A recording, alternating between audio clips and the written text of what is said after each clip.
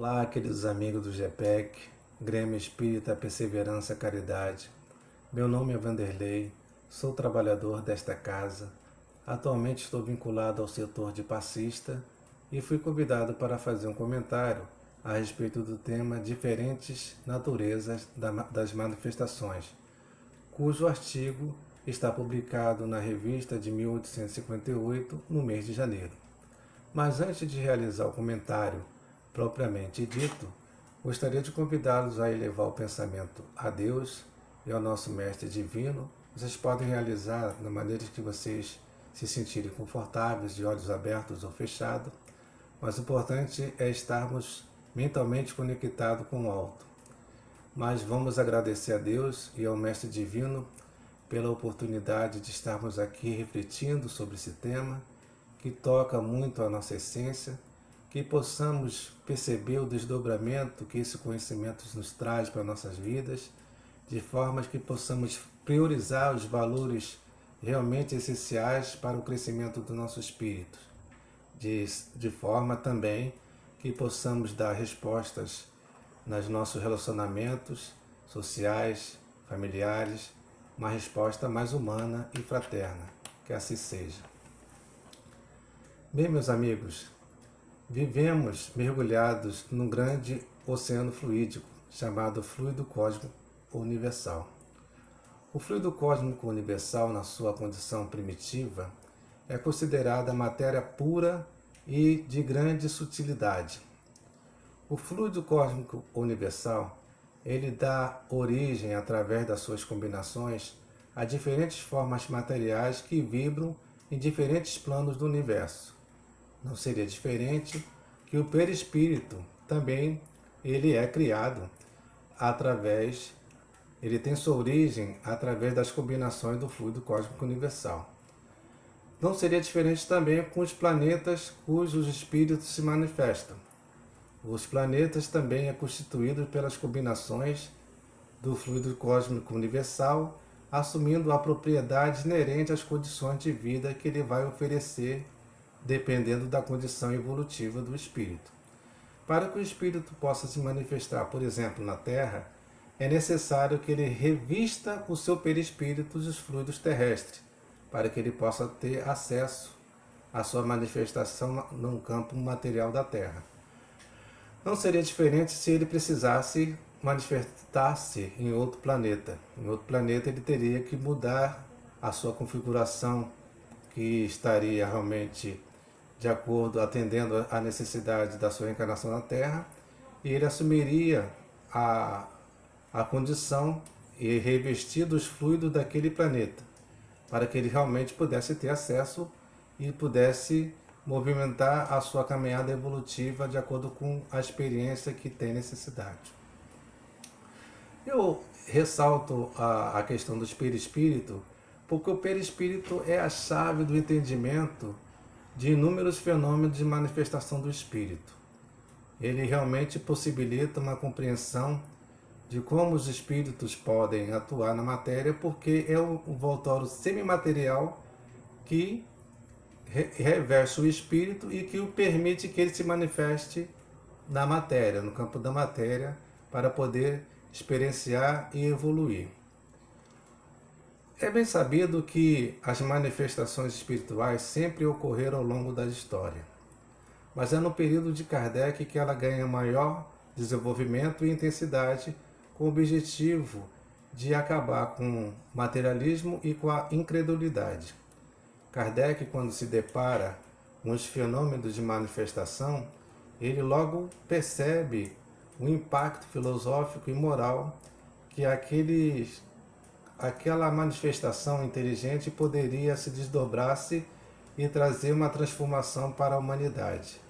Então ele mergulha em pesquisa, em estudo, para realmente elaborar um conteúdo, como ele elaborou, consistente e que norteasse a nossa percepção para o desdobramento filosófico e moral, que através desses estudos que ele aprendeu.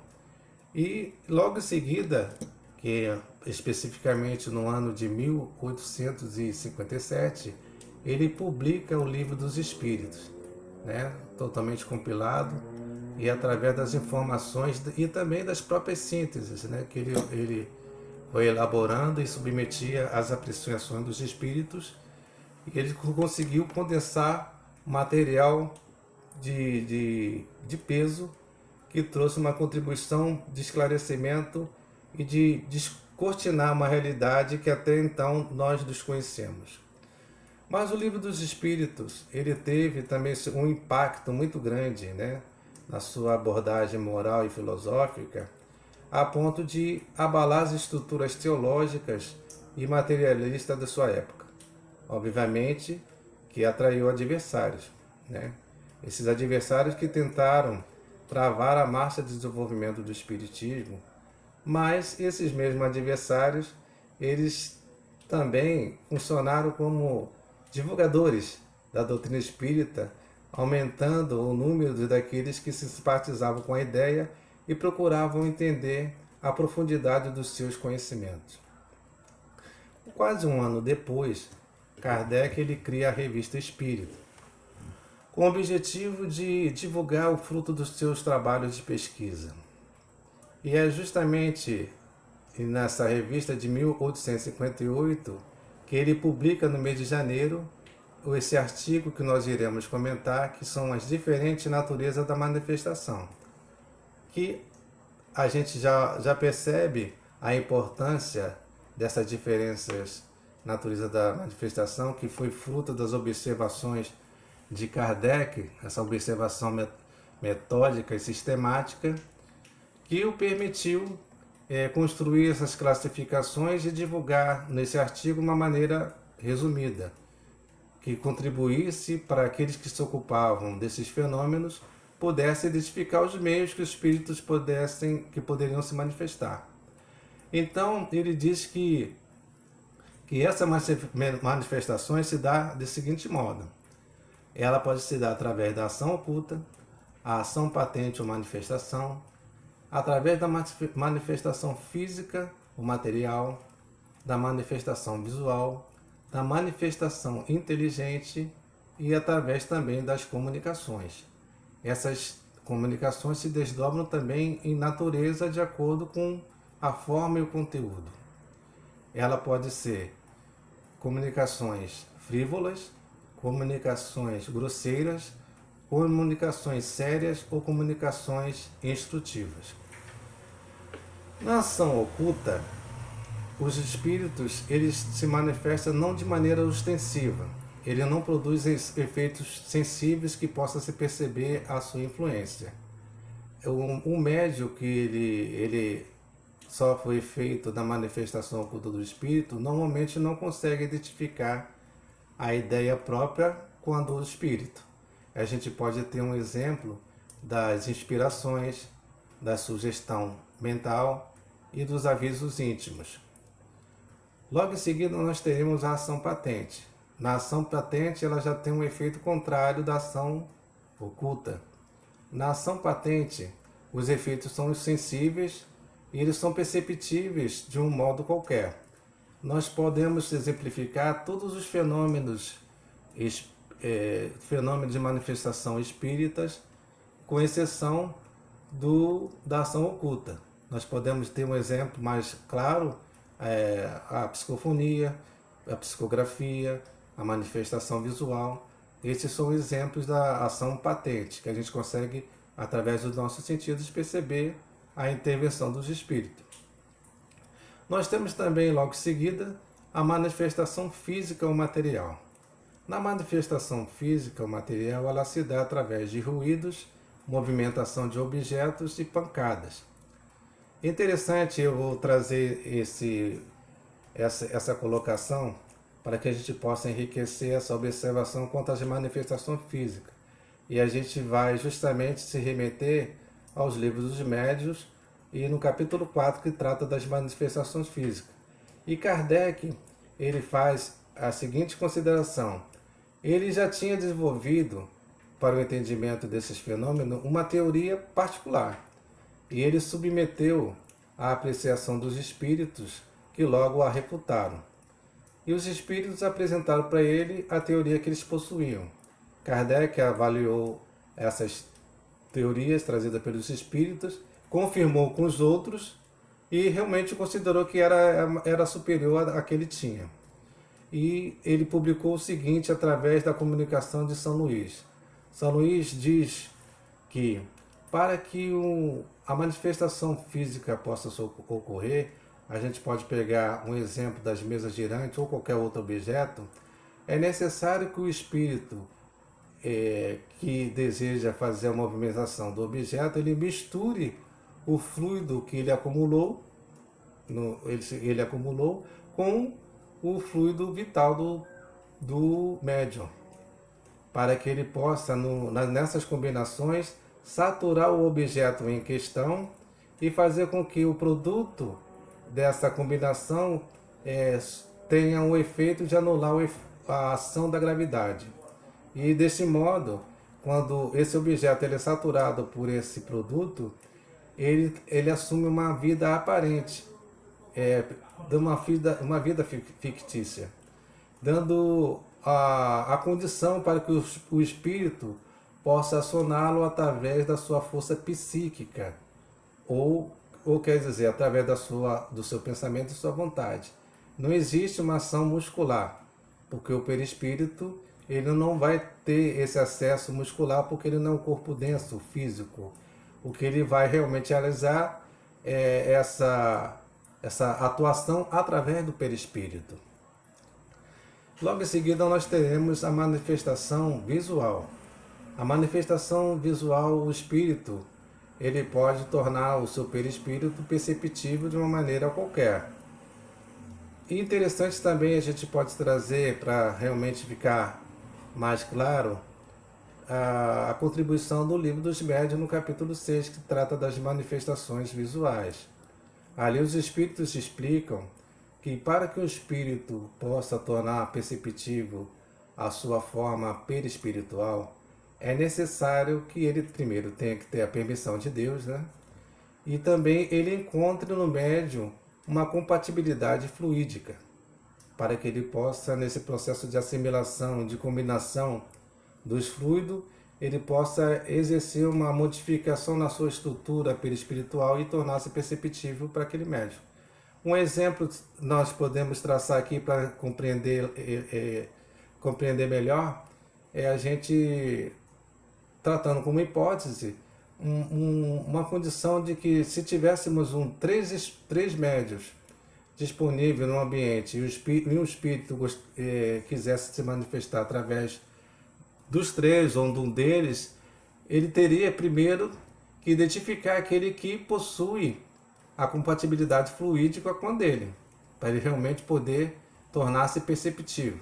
Se os três possuírem, os três realmente conseguirão perceber a presença do espírito. Mas se um deles só apenas possuir, só esse terá a capacidade de perceber a forma perispiritual do espírito, enquanto os outros não poderão. A próxima classificação é a manifestação inteligente. Na manifestação inteligente, a gente já pode identificar uma intenção, uma vontade livre, né? Que realmente mostra que existe um ser inteligente atuando naquele processo daquele fenômeno. A gente pode pegar como exemplo a própria manifestação física, em que os objetos eles obedecem o comando de um espírito inteligente. E foi graças a essa percepção de inteligência que Kardec conseguiu chegar na questão dos espíritos, na existência dos espíritos. Porque o Kardec ele já balizava através do seguinte axioma: para que tenha um efeito inteligente é necessário que tenha uma causa inteligente. E aí ele chega na concepção dos espíritos e chega a esse corpo doutrinário que nós temos acesso hoje, que descortina toda uma realidade espiritual. O próximo exemplo de classificação, nós temos as comunicações. As comunicações também são manifestações inteligentes, mas elas permitem uma interação, uma pergunta de ideias, que é entre o homem e o espírito.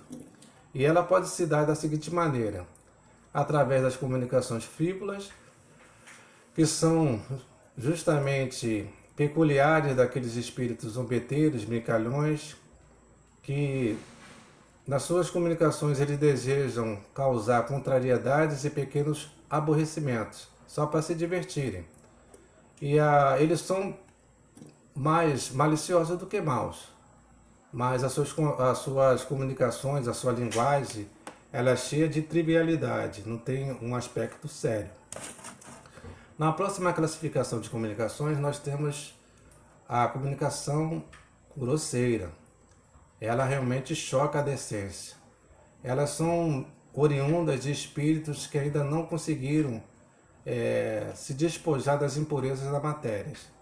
Então, muitas das vezes chocam as suas comunicações, chocam a sensibilidade daquele que interage com eles.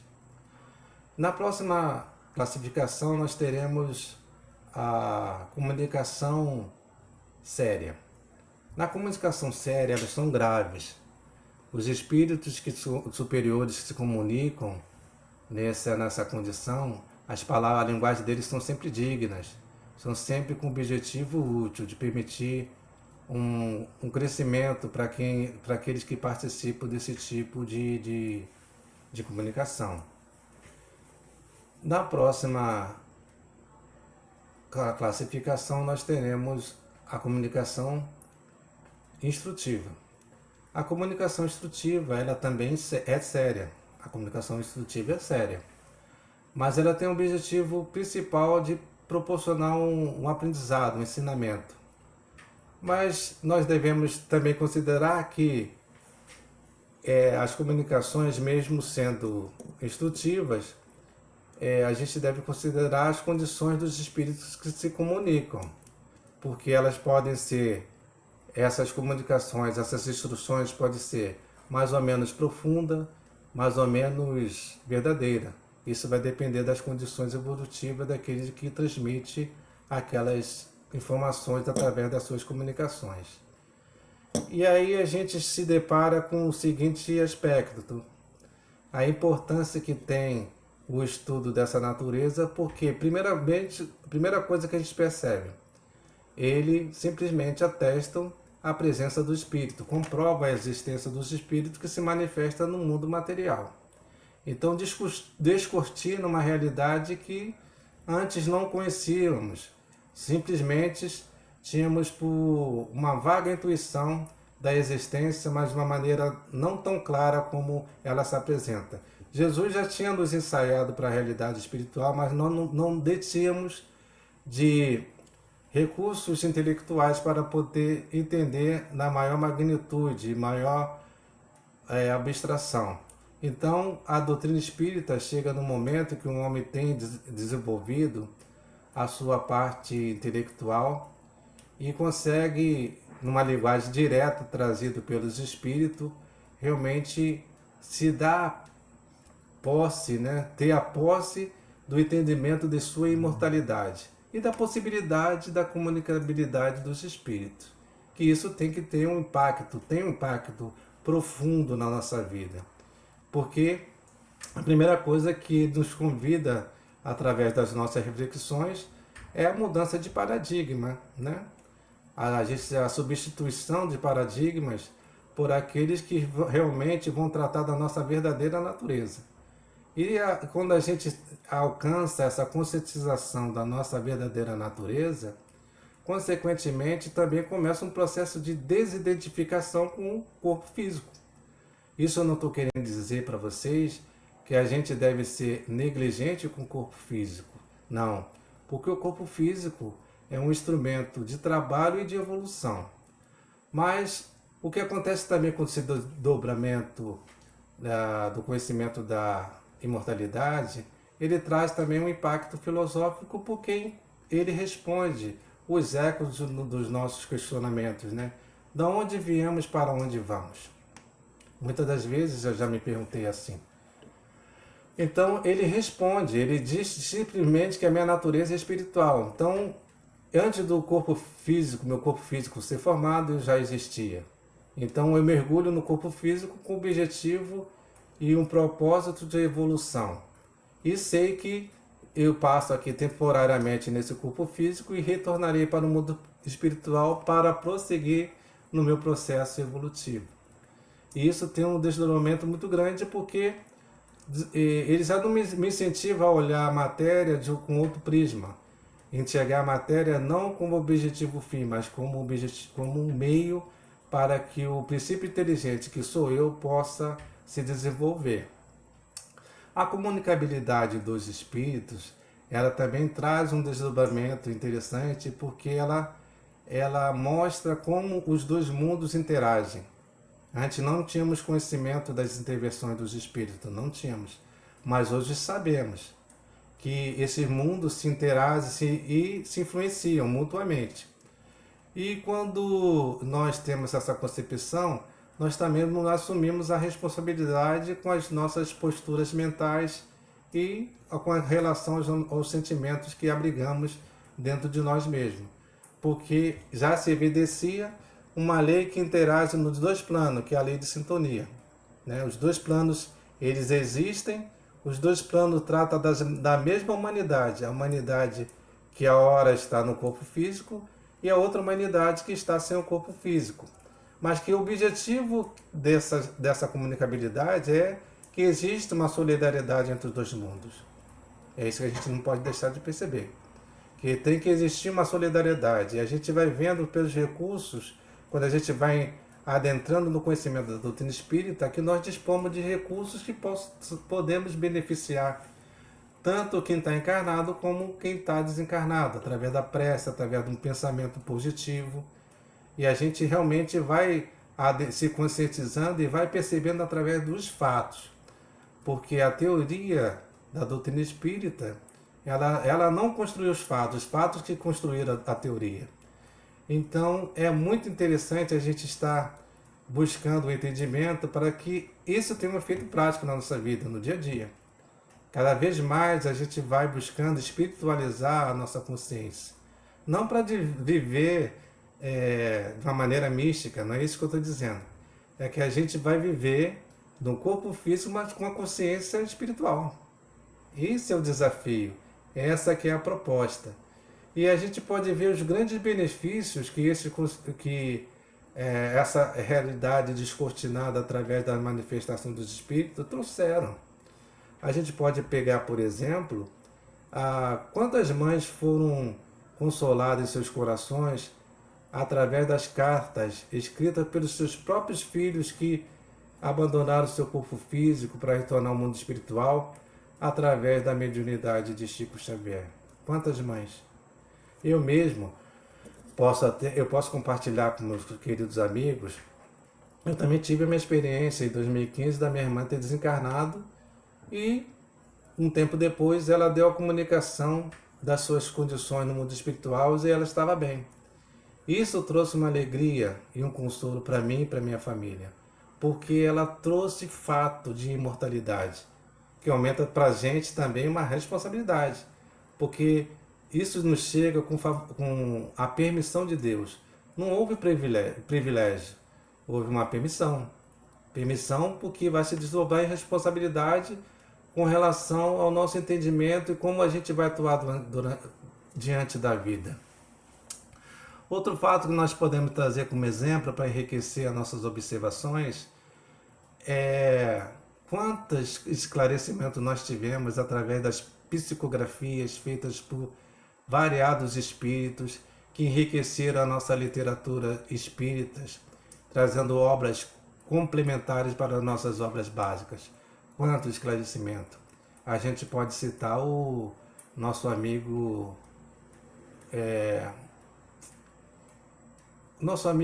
André Luiz, né? André Luiz, ele traz um repertório de informações bem detalhada do mundo espiritual. Que a gente, claro, que é uma observação particular dele, que cada um vai trazer uma observação, vai justamente trazer uma observação de acordo com a bagagem evolutiva que tem dentro de si.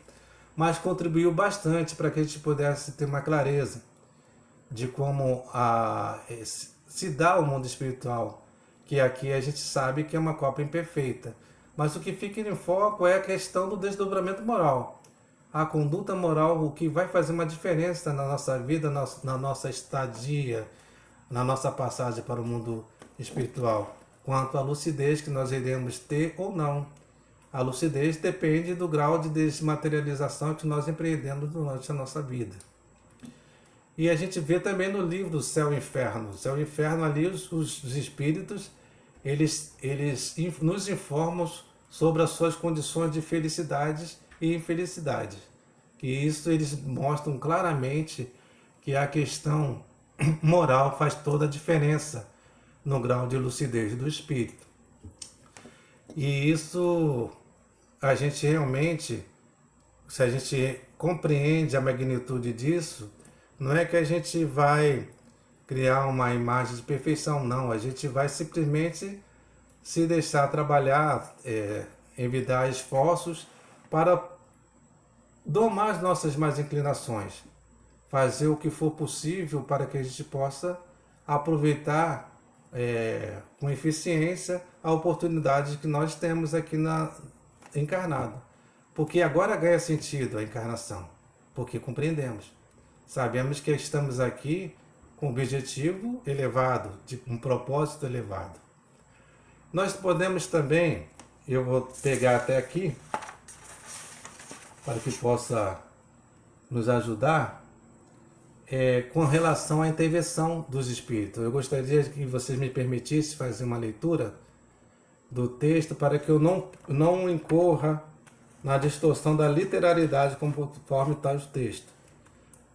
No Livro dos Espíritos diz assim: influência oculta dos espíritos sobre os nossos pensamentos e sobre nossas ações. Aí a pergunta 459. O Kardec pergunta o seguinte: os espíritos influem sobre os nossos pensamentos e as nossas ações? Aí os espíritos respondem: a esse respeito, sua influência é maior do que credes, porque frequentemente são eles que vos dirigem. A gente vê realmente aquele corroborando com o que eu tinha falado anteriormente. A responsabilidade que nós temos com relação à questão da sintonia que estabelecemos com o mundo espiritual. E a gente também pode pegar, por exemplo, quantas curas emocionais, mentais e físicas foram obtidas através da terapêutica da desobsessão. Quantas? A assistência através das sessões mediúnicas são realizadas nos centros espíritas e deve ser realizadas no centro espírita. Ela traz benefício não só para aquele que é alvo da obsessão, o obsediado, mas também traz o tratamento humano para aquele que ainda está vinculado na ideia obsessiva da vingança, que naquele processo de interação que ele tem, naquele ambiente totalmente preparado pela espiritualidade maior, ele pode, também no envolvimento fluídico de amor, de compreensão, ele pode justamente sair daquela ideia fixa e realmente se dar conta que ele pode ter uma escolha diferente e voltar para a trilha da sua evolução. Ele buscar realmente trazer um benefício para si próprio, para sair daquela condição de sofrimento. Então, esses aspectos apresentados só faz com que a gente tenha um coração totalmente agradecido a Deus e ao nosso Mestre Divino. Porque o nosso Mestre Divino, ele falou sobre isso diversas vezes, mas nós não conseguimos compreender. Porque ainda não tínhamos a maturidade espiritual para penetrar na profundidade de suas mensagens. Mas Jesus, conforme prometeu, nos trouxe a doutrina espírita e agora ele fala de uma maneira clara e direta, através dos seus representantes e também através dele, porque nós podemos visualizar e a gente tem a psicografia do Espírito de Verdade, que é o próprio falando, o próprio mestre, que ele fala de uma maneira direta, né, da necessidade da gente estar se dedicando aproveitar essas oportunidades de crescimento espiritual. Então, eu gostaria de terminar a minha fala dizendo o seguinte, que o Jesus, esse Jesus amigo, querido, ele é a luz do mundo que esteve aqui conosco. E ele simplesmente, ele trouxe a luz, mas os homens ainda mergulhados no sono da matéria preferiram as trevas, e eis a causa dos seus sofrimentos. Mas Jesus, que nunca desiste de nós, ele traz a luz do Espiritismo para que possamos usufruir com abundância da verdadeira vida do Espírito. Então, é isso que a gente deve ter em mente. Jesus ainda está nos liderando, está ainda nos convocando para uma mudança real. Uma mudança que agora que nós despertamos, temos condições de alçar passos maiores, claro, com tranquilidade, com perseverança, mas podemos dar o melhor de nós para a conquista da nossa própria autoiluminação. Então, gostaria de convidá-los para agradecer a Deus por esse momento maravilhoso, por essa inspiração que Deus nos proporciona nesse momento, que eles estão aqui, Jesus, nosso Mestre Divino, nosso Pai Celestial e nossos benfeitores amigos, que possamos nessa reflexão absorver o máximo de profundidade que for possível para que isso faça diferença nas nossas vidas. O importante de qualquer conhecimento, seja ele teórico, é que ele tenha realmente uma aplicabilidade nas nossas vidas, para que faça com que nós sejamos mais humanos, mais humildes, mais aptos para o trabalho do Cristo. Que possamos sempre estar com esse coração agradecido e caminhando sempre com esse coração, com essa disposição de buscar a aproximação com Deus cada vez mais. Que assim seja.